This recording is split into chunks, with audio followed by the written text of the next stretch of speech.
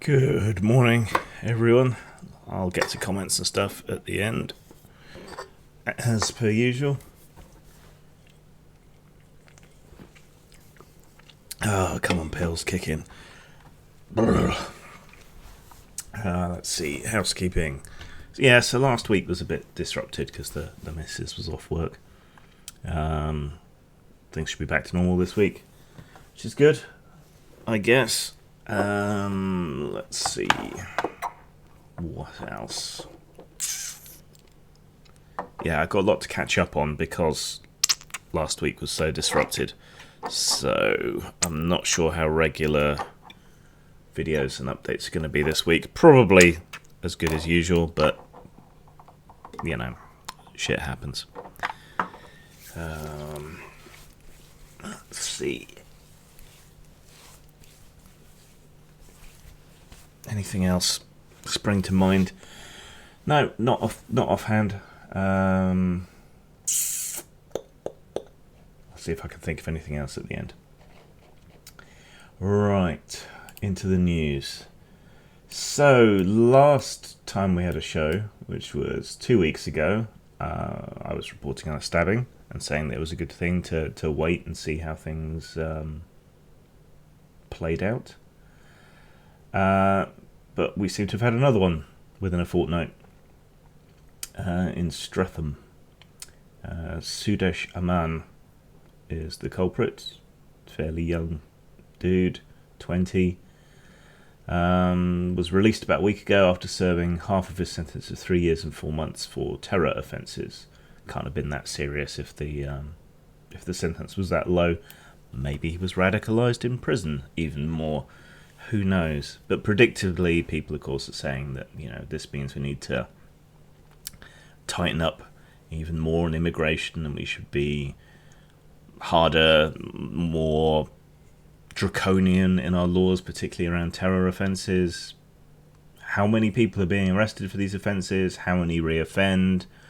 How does that compare to regular reoffence levels, and so on? These are the questions you need to ask before you decide to do that. There needs to be a path back open to people, even for terror offences, or there's nowhere to go except doubling down, or us executing them, or keeping them in prison for life. You know, for all crime, there has to be some kind of path to redemption, some way out, some hope for people. And the justice system in the West is supposed to be about reform, not punishment. Yet here we all are. Details are still filtering down about all of this. We don't have a lot of the exact information, so we'll have to wait and see. Yet again, he had a hoax device strapped to his body. What worries me is eventually these bombs that these people have strapped onto them aren't going to be hoaxes, and someone's going to treat them as a hoax and get blown to bits. But obviously, there's a lot of calls for more draconian treatment, less forgiveness in the system, more political interference in the justice system, and the Tories are much less likely to rely on experts and much more likely to just go with popular opinion, same as they do with other things like drugs and so on. Not a terribly good idea, but that's how things boil down. So yeah, with this government, expect things to get worse, not just for terror prisoners, but for prisoners in general, and for more people to end up in prison. Probably without any new prisons being built as well. Brexit was the big news.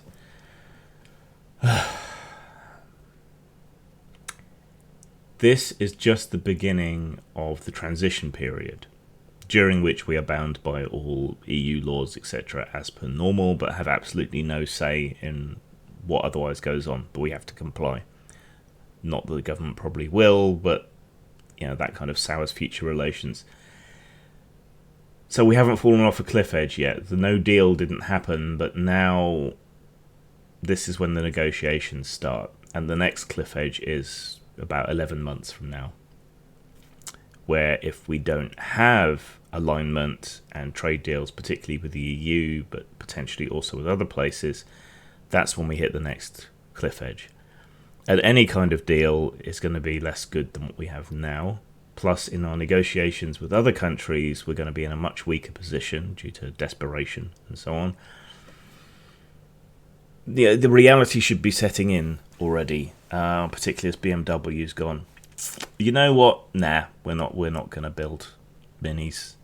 The things in the UK now because of Brexit, and Norton going under because of Brexit, and it's just going to carry on like this for a while. And of course, the Leavers are all utterly obnoxiously triumphant. Somehow they think this is going to be a good thing, and hashtag thick was trending on Twitter, because you've got to be, really. And listening to a lot of people's reasons and a lot of people's ideas of what they think is going to happen next, hashtag thick seems pretty gentle, really. Oh, there's not going to be any more immigrants. Bzzzt, wrong. There's going to be a shortfall, particularly in the NHS and in teaching, which is going to need to be made up from somewhere, and there aren't enough kids going into these professions here in the UK, in nursing particularly, because the bursaries dried up. So it's going to have to come from somewhere, which means a lot more non-EU migration, which I imagine these people are going to be even more upset by. When it's Pradesh and Iman rather than Hans and Nicole, I think they're going to be a lot more upset.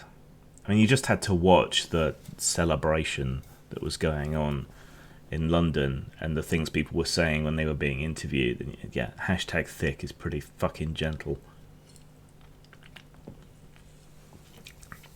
So that's the stupid end.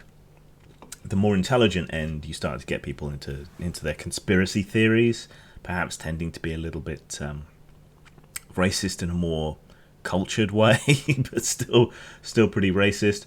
Anti-globalists, that sort of thing. And then at the very high, galaxy brain end, you've got the disaster capitalists who are relishing the idea of making a lot of money off of all of this, many of whom have already made a lot of money off of this. Boris is trying to talk bullish, but it says there's not going to be any regulatory alignment with the EU and so on. The thing is, right, the government can say, oh, we're not going to go along with any rules and restrictions that the EU chooses to put into place, but any company seeking to do business in the EU is going to have to comply to EU regulations, just as imports from the US, for example, coming into the UK at the moment currently have to comply with UK law and European law, and if they don't, they can't be imported. So any company doing business in any country, whether that country has political alignment, rules alignment, the companies still have to conform to whatever those rules are. So it really makes no difference to any company of moderate size or even small size these days whether the UK is in regulatory alignment with the EU or not, because the companies are going to have to be. So it's extremely false, this impression that somehow companies are going to be alleviated from having to conform with EU rules. And for there to be any trade deal, the EU is going to want some sort of regulatory alignment anyway. So this is just on course for disaster, really. But of course, the hardcore anti-Europeans who now infest the entirety of the Conservative Party are unlikely to want to concede or go along with anything.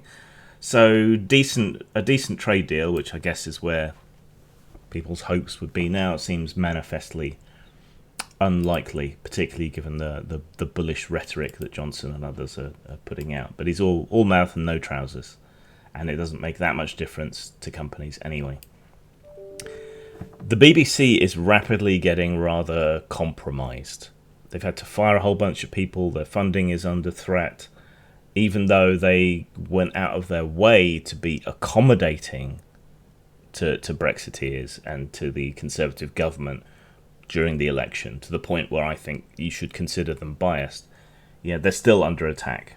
And Cummings, who's the real power behind the throne, wants to gut the BBC and wants to replace it with something else. You know, he's been quite open in that. And that's starting to manifest itself even more in the declining quality of BBC reporting. Let's take, for example, this. They're trumpeting today that school leavers are training as carers as EU migration falls. This is another area where EU migration and other immigration is a big factor. The caring professions, not necessarily nurses, but carers, old people's homes, in-house carers, that sort of thing, right? That's another big area where immigration is super important, and we're going to need to step it up, and it's going to be non-EU migration. But the BBC has got this bullshit story here about how school leavers are suddenly taking up more of these, non-clinical jobs in caring and so on. There aren't enough to make up the shortfall. The money is terrible. The Conservative Party is unlikely to put any more money in to help people train for this or to increase their pay where they're public sector employees. There might well be an uptick, but it's just not going to be enough. But this just seems to be wishful thinking, but it's being reported on the BBC as though it's a fait accompli, which it isn't. And even if there is a big uptick, it's going to take a couple of years at least for that to filter down the line. Whereas people are likely to leave fairly swiftly. So you can't trust the BBC. I mean, some people will say you couldn't, will say it had a left-wing bias or whatever. But it used to be very separated from the government. If it had a left-wing bias, that was because reality had a left-wing bias. This was before the super wokeness sort of set in. And now it looks like it's going to be increasingly politically compromised and gutless, which is a shame. And Channel 4's public funding, it's partially publicly funded, also seems to be under threat. Channel 4's reporting has had a bit more bite to it, a bit more like the BBC used to be, doing the proper job of the Fourth Estate. I'm really concerned by these developments. Coronavirus. We've managed to scrape £20 million together to donate to laboratories and so on that are trying to develop a vaccine. So that's good, I guess. Brits are being flown back and then kept in isolation here. People are making disingenuous comparisons with the flu virus because there just needs to be a benchmark that some people like to use, and comparing the amount of deaths and so on.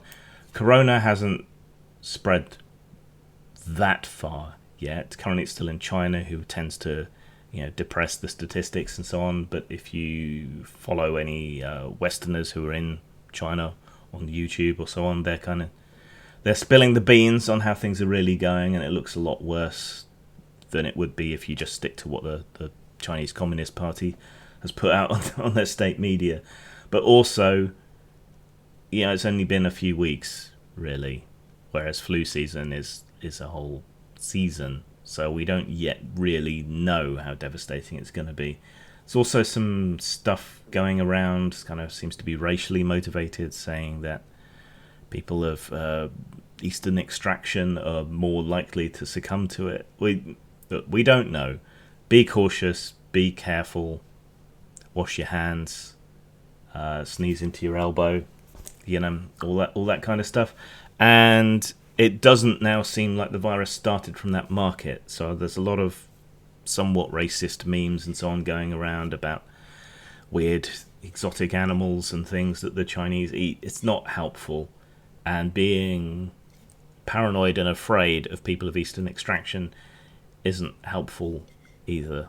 So maybe keep an eye on that. But it's a disease. It affects humans. We're all humans. We all share a common humanity. Look out for each other. Spread useful information. Don't spread disinformation. Go to authoritative sources. Yeah. Medical sources like the NHS and so on that are truly independent, at least for now. Now, the whole Hong Kong situation, the kind of democratic uprising and everything is still going on. And that's now mixing and intermingling with the whole coronavirus problem. So people in Hong Kong want the border to the mainland to be closed off to control the spread of the coronavirus, whereas the Chinese government wants the border to stay open so that they have access to the hospitals that are in Hong Kong. And activists and so on are obviously using this as a fracture point, because this is a demonstration of the authoritarianism and reality suppression of the Chinese government. So this is aggravating issues in Hong Kong even more. Now, Hong Kong currently has somewhat significant autonomy from the mainland. It's like a special economic area and so on, and the border between Hong Kong and the mainland is almost as restrictive as a normal international sort of checkpoint. So it makes sense that they would want to keep separate, but I think this is possibly going to be a breaking point, particularly if this gets much worse. So worth keeping an eye on, and plus people in Hong Kong are better able to communicate with the outside world about the state of things, even though they're being even more suppressed than usual since the democracy protests. So that's another place to keep an eye on, I think. And of course, China's done this miracle of building a hospital in 10 days or so. It's due to open 2 days from now. Chinese construction, probably not the case in this case, but it tends to be somewhat subpar. They've thrown up whole empty cities, which this is a big part of what's pushed China's boom and so on. But the materials are substandard, they're already crumbling. Various people have done like motorcycle tours and so on to go around and see these empty sort of ghost theme parks, ghost cities and so on in China that they've just built and thrown up. And you can see how bad they are. There's footage of that on YouTube. This probably isn't the case since this is kind of an international showcase. I rather cynically thought they were perhaps digging a mass grave. But it does seem like there is the basis of a hospital building there. Yeah, there are remarkable things that you can do as collective action and in authoritarianism, but it does always come with this huge downside, which we need to remain aware of. I mean, one example is in some areas they've been using drones to fly around, and if anyone isn't wearing a mask, a little speaker on the drone, someone will speak through it and say, hey, you need to put a mask on, or otherwise you'll be fined. You know, pretty dystopian, good from a healthcare and disease control point of view, bad from a human rights point of view, and if they're justifying using it for that, they're going to justify using it for something else. In a lot of these more far-flung areas, the Chinese government relies on basically embedded informants. If you've ever lived in like a tower block or a tightly controlled estate where you have like a residence committee or a caretaker, you know how much of an annoying busybody they can be and how they can snoop on you. Imagine that, but paid by the Chinese government and earning social credit for doing so, and you get some idea. Yeah, inform on your friends and family. Fabulous prizes to be won. Rather depressing. The spread of the virus has also led to a huge drop in Chinese shares and a closing of the stock market in China, I believe. I was watching something about that last night. When it does come back up, they're forbidding Chinese traders from selling. So they're trying to control the economic impact, again using authoritarianism, but they can't control what people outside China do. So this is going to be a severe weakening of the global economy. And, need I point out that other things are going wrong here in the UK, and the US has blown $1 trillion hole in its own economy thanks to Trump, and it seems like another version of the 2008 depression is looming. Only it'll be worse this time because China won't be able to bail everyone out. So I don't know. Invest in shotguns and tinned food, I guess. That's the way things are going. Oh, you can shut up. Oh yeah, follow up on the Huawei story. So, again, China, it's not really communist. It's closer to corporatist, authoritarian, bordering on fascist in some ways, but they do have this kind of sense of responsibility to the people. But that comes out in negative ways sometimes. But yeah, so Huawei has been rather controversial, particularly in regard to 5G, which is rolling out here in the UK, and had been relying on contracts with Huawei to provide the equipment and so on. But the trouble is, Huawei is in bed with the Chinese government, as all Chinese companies are, and there's a concern about security issues, backdoors, and so on. This is not anything new. US tech companies have been doing this for years and years and years at the behest of the NSA and the CIA and others. Yeah, every country has done it to some extent or another. It's a bit glass houses and stones. But the UK has come to an agreement that Huawei will provide stuff for the kind of public backbone, but security areas of concern, we will not be using Huawei equipment. So it's fine for the Chinese government to spy on me, but not our government, basically. But then people who work for government don't always communicate over secure networks, don't always use secure devices. So effectively, we've just folded flat, probably due to economic concerns, which we just delved into. So, yeah, necessity is the mother of espionage, I guess, as well as invention. So I said about the NHS being a decent source of good information because it's independent and because it's state-funded rather than privately funded, so it's somewhat immune to problems from private areas. And then this lovely story came up which just exemplifies that. So we all know about Gwyneth Paltrow's Goop and the nonsense they put out, like power stickers and steaming your vagina and pushing things into various orifices as if that's supposed to be good for you. Just nonsense. It's borderline and sometimes over the line dangerous, pseudoscientific, at best, new age bullshit. And then the NHS has called it out. Paltrow has a series about Goop on Netflix, and the guy in charge of the NHS, Simon Stevens, has said, basically, allow me to summarise in my own words, this is bullshit, and it's designed to, Netflix said it's designed to entertain, not provide medical advice. Mr. Stevens basically said, this is bullshit and it's spreading disinformation. In my words, he was more diplomatic about it. It's dodgy as fuck. Watch it for car crash television, or maybe don't, because we don't want to encourage this sort of thing.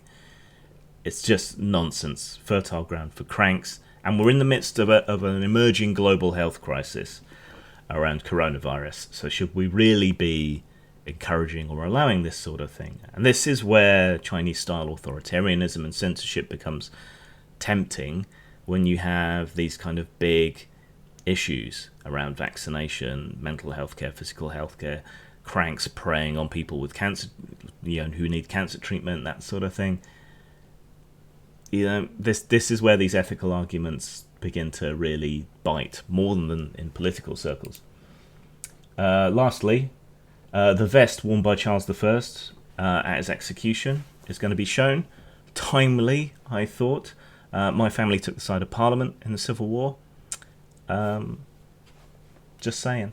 Right, I'll be back in a sec. I just need to go and deal with something, and then I'll take any questions or anything, so just want to type anything in there. And I want to talk some more about Brexit, because it is a really significant event. So, back in a sec. A problem for every games master has always been coming up with adventure ideas. For years now, Postmortem Studios has been helping out with the 100 Adventure Seeds line. These provide adventure ideas for all genres, and you can get them at RPG Now or Lulu.com. At the end of World War II, the Axis and the Allies went to war with A-bombs until nobody was left to fight. In this atomic wasteland, a new breed of rockabilly hero arises. From the gleaming domes of Science City Zero to the sleazy roller derbies of Vegas and the sky fortress of the Fourth Reich, there's a new world for the taking. 45 Psychobilly Retropocalypse, available at Lulu.com and RPG Now. Aren't you a little tired of so-called horror media about shiny, sparkly, angsty, whiny monsters? I know I am, and that's why I created Actual Fucking Monsters, where you will play an actual fucking monster doing horrible and monstrous things and being tracked down and killed for it.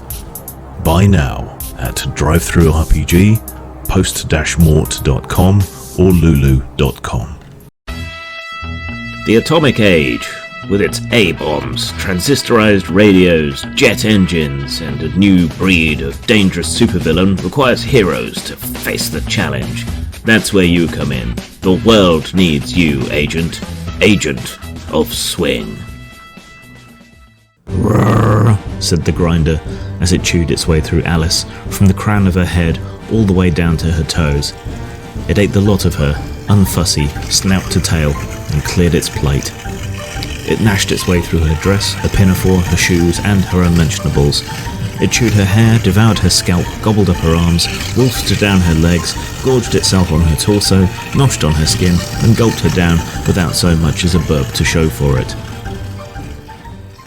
do you like t-shirts? Yeah, boy! Do you like games? Certainly. Are you perhaps a little bit kinky? Yes, quite. Then buy one of our B&D t-shirts at Teespring. Teespring.com/stores/postmortem-studios. You want to be cool, don't you? Does the word duh mean anything to you?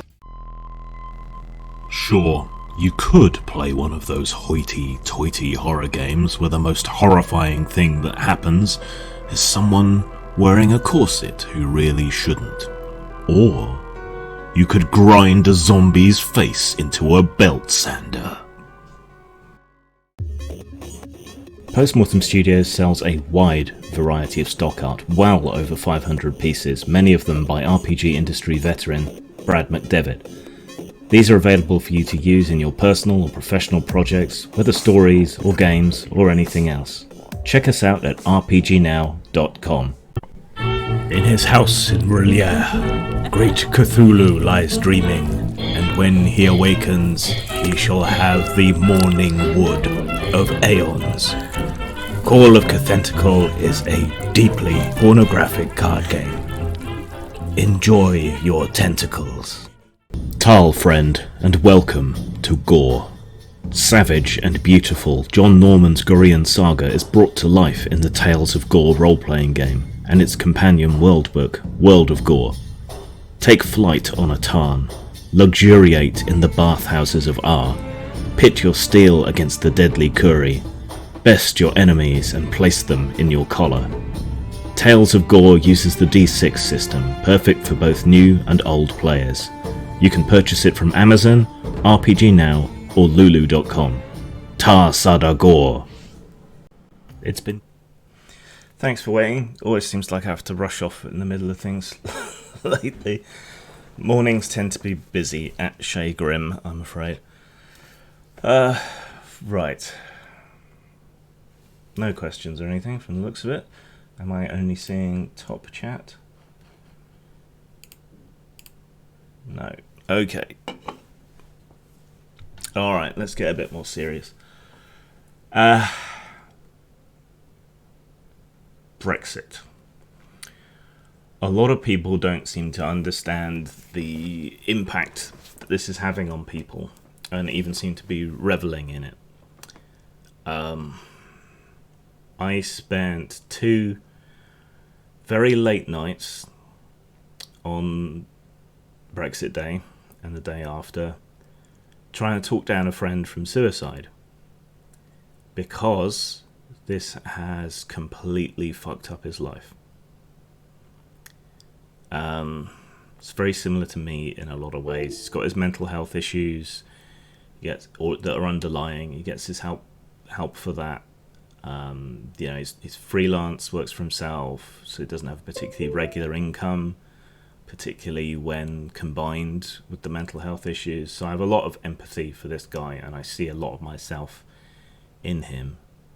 I married an immigrant, not from the EU, but still, and he's affianced, at least for now, to a girl from Europe, and they've been scrimping and saving. She's in a similar situation to him. They've been scrimping and saving and trying to get money and so on together, and to be able to be together. And it's difficult anyway at the best of times. And then Brexit came along and kind of lit a fire under them. They've done their best, but it doesn't look like they're going to be in any position to do so practically until at least a year from now. And that's when things are going to kick off and the new restrictions and so on are going to come in. And if people immigrating from the EU are put into even just the current immigration system, let alone what the Tories are planning to reform it into, there is basically no way that she'll be allowed here, and it seems extremely unlikely that he'll be allowed there. Right? Freedom of movement gave these people the opportunity to be together. They met, they fell in love, they want to be together. There's just no way, if they do it within the law, which they want to. And so basically this has entirely fucked up his life to the point where he can't see any path forward. He feels trapped. There's nothing to be done. I couldn't offer any solutions. There are caveats and so on around trying to crowdfund or whatever. If you have a sudden one-off influx of money, it doesn't really help very much. You need regular income, and freedom of movement would have given them the opportunity to be together, and that's now been snatched away. So I spent 2 nights talking him down. In the end, he did end up hurting himself. Fortunately, not fatally, and he's off in hospital. So this isn't just purely some sort of abstract thing, and this is maybe why I'm so passionate about how anti-Brexit I am, because I see people like this. He's hardly the only one. There's a lot of people in my friendship circle who are musicians or artists or businessmen, and they're all suffering because of this. There's a lot of people in my friendship circle who have married across international lines. When May created the hostile atmosphere and brought in further immigration restrictions, we were worried that we didn't meet the criteria. Fortunately, we were okay in the end, but other people were worried. Families were split up. People were sent back to their countries. Their mothers were stripped from their children, and so on. It went remarkably underreported. And when these new restrictions come in, that's likely to happen again. Now, some of you might well say, it's a good thing. We don't want freeloaders. We don't want people with irregular incomes or whatever to be together. But I still think it's heartbreaking. And we live in an ever more interconnected world where not just romance, but business and science and so on is accelerated and made better by these international links. And this is all being stripped away. I get paid in dollars, so the UK economy tanking doesn't affect me quite so much. Of course, it makes me a bit more nervous about the US economy, but But still, even I am going to start feeling the pinch, because we don't know what the rules are going to be. VAT already gets charged internationally based on European legislation. What's going to happen there? Am I going to have to pay out from my share for both EU and UK and US sales taxes? How's that going to work? Is that going to strip my already thin margins? How easy is it going to be for me to hire people freelance internationally, which currently I do without real regard to borders and issues? Yeah, there's a lot to worry about, even for small businessmen. And we're sacrificing so much and we're giving so much up. And the rich aren't going to be affected. They're always going to be able to move internationally. Unlike my friend, who's currently in hospital, you can basically buy your way into any country. If you're rich enough, they're quite happy for you to be a citizen and pay tax there and employ people there. But if you're poor, not so much. And that's what a lot of Brexiters don't seem to understand, I think. They're not taking opportunities away from the rich. It's not people with chalets or second homes in the south of France that are going to be affected. It's ordinary people. But, like me, regular working class people are going to have their opportunities restricted and narrowed and fucked up. They don't seem to understand that. This is perhaps best exemplified in this whole move to France thing then. Well, we can't. We could, then you somehow managed to ram Brexit through, and now we can't. We can't leave. I would leave if I could. There's family and stuff that needs me to look after them, but otherwise, if I was free and clear, I would be trying to get out of here. But you're taking that opportunity away from us, and you're taking that opportunity away from people like my friend. And there's no real solutions. I don't think people appreciate the personal toll this is going to take. I don't think they appreciate the business toll this is going to take. Like I said during the segment, BMW's fucking off. They're far from the only ones. A whole bunch of businesses have already fucked off or are in the midst of fucking off. I mean, there's only a certain amount of pleasure one can get out of repeating "I told you so" over and over again. But we've already seen how the Tory media, like the Tory Graph and so on, is just going to start blaming Remainers or blaming the EU when things inevitably go against us, like Gibraltar. Oh, surprise, surprise, the EU backs Spain over the UK on Gibraltar. Well, because we're leaving, or have left, if you like, and Spain hasn't. And Spain is part of the EU. So, of course, the EU is going to argue for the interests of countries within the EU rather than countries without the EU. And this is somehow a surprise to anybody. And some people seem to be under the impression that this means immigrants are all going to be shipped home or something. It's just so #thick. It really is. And I take very slim amounts of pleasure from seeing just how stupid people are and knowing just how disappointed they're going to be, how they're not going to get what they think they're going to get.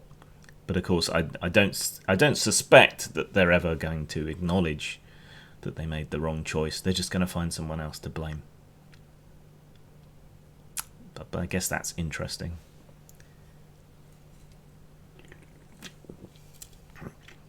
Rob, I have been through the immigration process back closer to the turn of the millennium. And it was very difficult then. Me and my wife only just scraped through the whole process.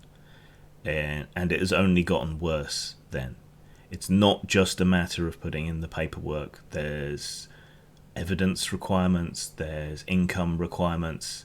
Back when we did it, I had a regular job with a reasonable salary. And that's probably really the only reason we scraped through. And then we were fortunate in that my wife managed to get some decent, well-paying work here in the UK fairly quickly due to her tech experience and so on. But my friend isn't in that situation. And if I were to go through this process now, I doubt that we would be allowed to be together. So I've been through the process. I know what it's like. I know what it was like when it was a lot easier than it is now, and it's set to become even harder and even more restrictive, which will probably only mean an uptick in illegal migration. But there you go. New Zealand. I was actually looking at that the other day for some reason.